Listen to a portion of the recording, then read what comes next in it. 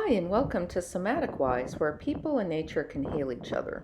I like to say that at the beginning of my video, so I have to practice what I preach, right? So recently, I took a short break from the city where I live in my therapy practice. I went up north and visited a couple of wonderful ecosystems that are right next to each other in Morro Bay along the central coast of California. I saw amazing wildlife and plenty of beauty, and that's what this video is about.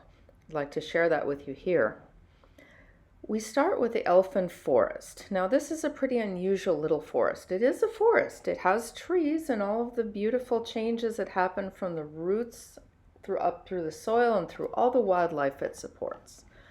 But the first thing you'll notice is that for a forest, it's really not very tall. That's because the backbone of this ecosystem is the pygmy coast live oak. It's Quercus agrifolia, just like the live oaks that are around my house here in Long Beach, but they don't grow very big.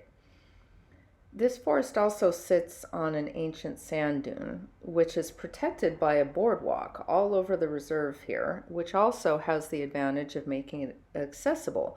They do encourage people who use wheels for mobility to come on out and just be in nature here.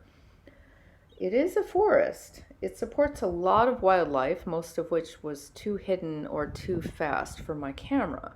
I did see a lot of very beautiful birds of prey soaring around the local area. A lot of the forest is dense, so that wildlife is kind of undercover. You can hear a lot of rustling around in the bushes. This is a small and subtle little ecosystem, so it really does pay to slow down. Don't rush and allow the beauty to sink in, which is where most of the healing power, or a lot of it, from nature comes from anyway, right? Just slowing down, taking it in, and letting it fill you with wonder and awe, and just be. Since it's a sensitive little ecosystem, it's super important, like in all natural reserves, to keep dogs on a leash at all times, and they provide some helpful information about why that is. So the Elfin Forest overlooks the Morro Bay Wetlands Reserve. Wetlands are basically where the land meets the water, and there's many different kinds of wetlands, including lake margins, estuaries, wet meadows, vernal pools, which are wet sometimes and dry other times, and also freshwater and tidal marshes. Now, wetlands are one of the most important ecosystems in the world. They're right up there with rainforests and coral reefs. In terms of the ecosystem services they provide, that's everything they do to keep everyone alive, including us humans. They're really amazing ecosystems. They often go through both wet and dry cycles, which means the plants have to be able to withstand wet or dry and salty or non-salty. And if you know anything about biology, that means that they're pretty amazing organisms. Wetlands provide a lot of services, including producing high levels of oxygen for us to all breathe. They support local food webs. They offer some flood protection to local lands. They recharge groundwater back into the ground. You know what you drink if you drill a well and bring up the groundwater. So they're an important part of the water cycle. They're also a big carbon sink. They take up atmospheric carbon, which is really important these days. They provide protection for the shoreline, and they filter and purify the water, and they are home to many, many species of animals, many of which are threatened today. And they're just gorgeous. Look at them. It's just such an amazing thing to stand here and take in this beautiful view. In California, we've lost over 90% of our coastal wetlands, mostly due to development, but they're also threatened by agricultural drainage, groundwater withdrawals, road or rail construction, and invasive species. So fortunately, there's many protections for wetlands in place, and we just need to restore as much wetland space as we possibly can.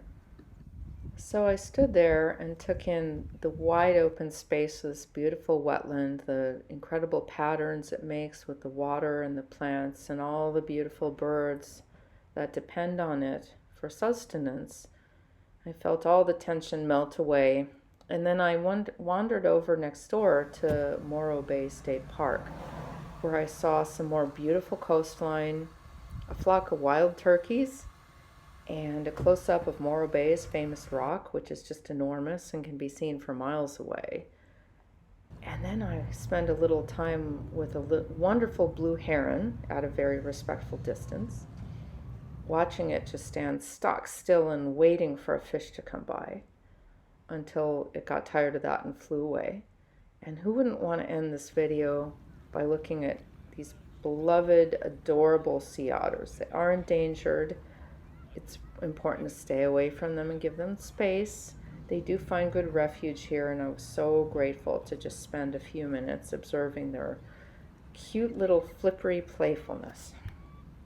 What stands out for me about this very brief trip and this experience I had is, first of all, how fortunate I am to have the means to do this. Not everybody does. Not everybody is able to get out and see nature.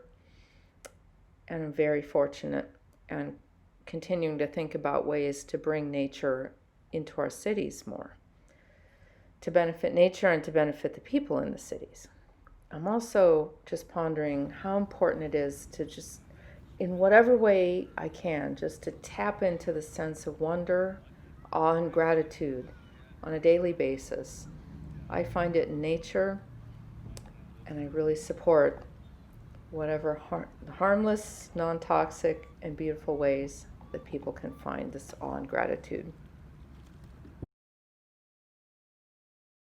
Thank you for watching Somatic Wise. If you liked what you saw, then please do consider subscribing and hitting the like button to help this information get out into the world. Until next time, take good care. Remember to find some awe, wonder, and joy.